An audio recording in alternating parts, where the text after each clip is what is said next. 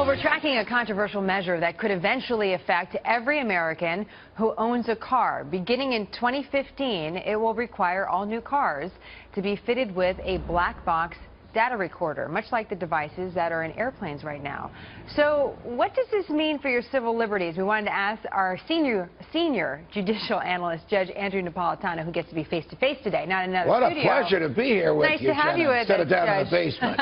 We decided to upgrade you. Thank you. Just for today. I hope I am worthy of it. We'll see how it goes, Judge. All right. So if black boxes are in planes, what's the big deal about having them in cars? Well, it's very interesting that the Congress would try to do this because the police in the District of Columbia and Maryland did this not too long ago, where they put GPS devices on people's cars without search warrants, and the Supreme Court invalidated it, saying it's an unlawful search, that quite frankly it's none of the government's business where the car is going, and if the police want to know where the car is going, there has to be some evidence of criminality and they have to get a search warrant. Now, the Supreme Court didn't make this up out of thin air. It's in the Constitution.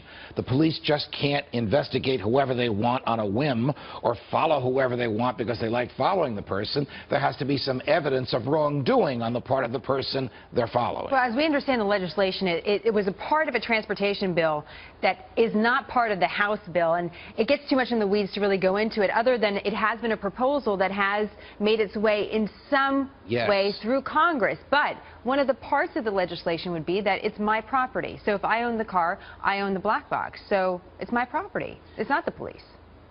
But the police would be able to obtain the information inside the property using electronic means. Now, question, can the police aim a beam at your car and extract information from it? Can they aim a beam at your house and extract information from it? The Supreme Court ruled on that last year, and it said no. So this legislation flies in the face of what the Supreme Court has just ruled to protect our privacy. Now, the legislation has not yet been signed by the President. It isn't even, as you say, in final form yet. But the American public should be aware of what the government is trying to do to our privacy. It's interesting. It came up post what happened with the Toyota incident, where people were thinking that their brakes were getting stuck in their Toyotas. And so that's where this thinking of the black boxes in cars Let me tell you one up. good thing about this, even though I oppose it staunchly.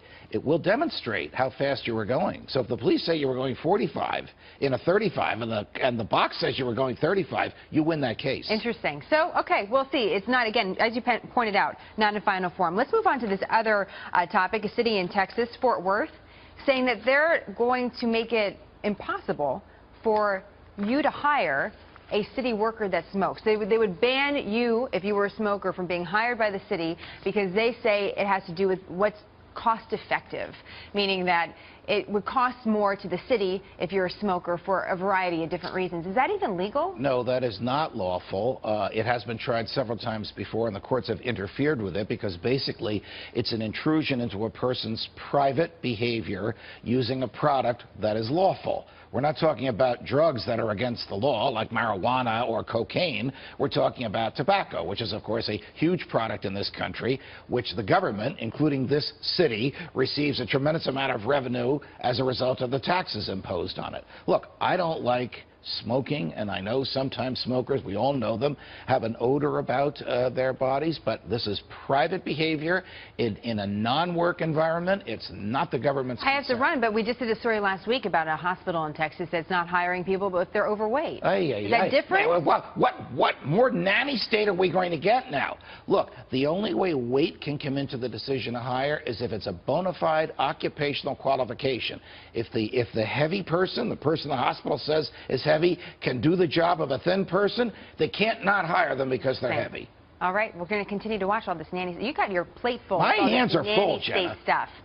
Judge, nice to have you in person. Pleasure to be here. Really a pleasure. Does Ricky know how lucky he is?